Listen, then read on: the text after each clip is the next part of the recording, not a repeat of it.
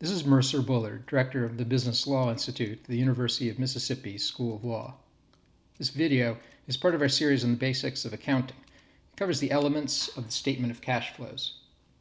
It assumes that you understand the fundamental purpose of the statement of cash flows, to show the change in a business's cash position during the time period measured, and that the statement of cash flows is created by translating the income statement into cash, by making adjustments to net earnings to determine the change in cash during the period.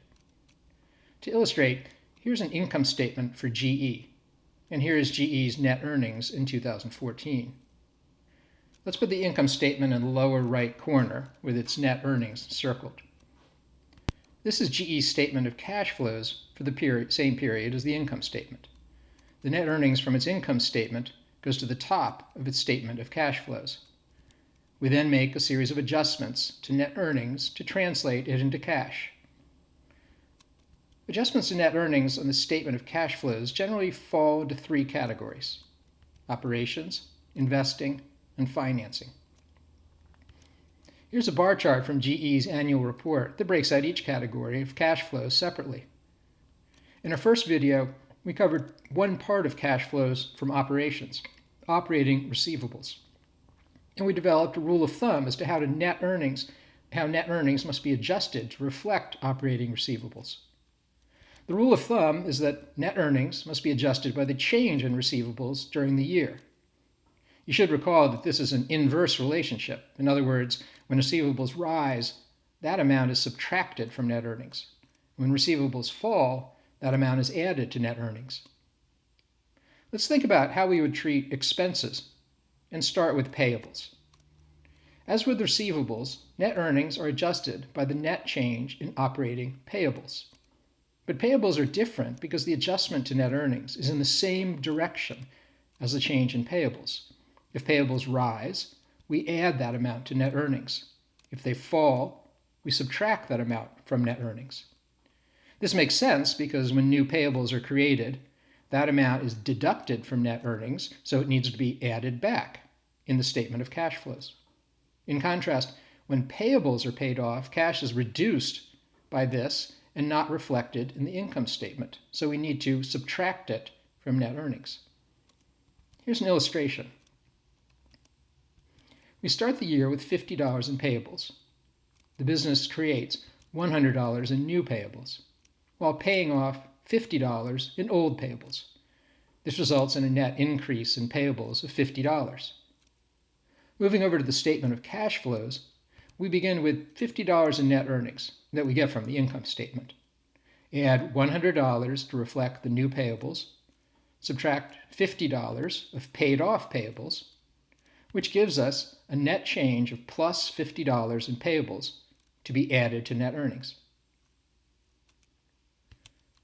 We've covered operating receivables and payables, which leaves us with one more category of operations: depreciation and amortization, which we'll refer to as depreciation. You should recall that depreciation appears as an expense on the income statement, but it does not reflect a cash transaction. This means that on the statement of cash flows, we need to add depreciation back to net earnings. In this sense, payables and depreciation are similar. When payables rise, we add the amount of the increase to net earnings. When depreciation rises, we add the amount of depreciation to net earnings. But they are not identical because depreciation goes only in one direction. Depreciation does not decline, so determining the adjustment for depreciation is a bit simpler. We simply take the amount of depreciation and add it to net earnings. You now have an idea of how cash flows from operations appear on the statement of cash flows. We will now look at investments. Investment includes a business's purchases and sales of assets, such as land, machinery, raw materials, and securities. These are cash outflows and inflows that are not reflected in net earnings. So we need to adjust net earnings by adding cash receipts for sales and subtracting cash outlays for purchases. This is the section of GE's statement of cash flows that shows investment activities. And here are some of the entries, which show that in 2014, it spent about $14 billion on property, plant, and equipment and received about $6 billion from sales of property, plant, and equipment. Another pair of entries show that GE received about $3 billion selling businesses and spent about $2.6 billion buying businesses. That brings us to the last category of cash flows, financing. When businesses borrow money, they receive cash, and when they lend money, they pay out cash. They also pay interest and receive interest payments. They use cash to pay dividends, and they receive cash when they issue stock and pay cash when they buy back stock. This is the section of GE's statement of cash flows that shows financing activities.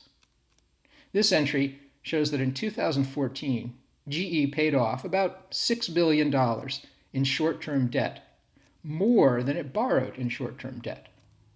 Short-term debt is shown here on a net basis, but long-term debt is broken out separately between about $38 billion in new borrowings and about $53 billion spent to pay off existing debt. Here, we have dividends paid to shareholders of about $9 billion. About $1.2 billion was spent repurchasing GE shares from shareholders. Finally, we have about $3 billion received for the issuance of shares of Synchrony Financial. This covers the third and last category of cash flows. The latter two are relatively straightforward. They primarily entail adjusting net earnings by adding cash receipts and subtracting payments. The first is a bit more complicated because it involves more moving parts. Students may want to focus their review on operations. This concludes our discussion of the elements of the statement of cash flows. What are the key takeaways? We need to think of each element of the statement of cash flows as serving to translate the income statement into cash. We do this by adjusting net earnings for accruals and cash transactions. We start with net earnings at the top of the statement of cash flows and then make positive and negative adjustments that produce the change in the business's cash position during the time period. This is the last of our series of videos on accounting, which I hope will help aspiring lawyers handle the demands of a modern business law practice.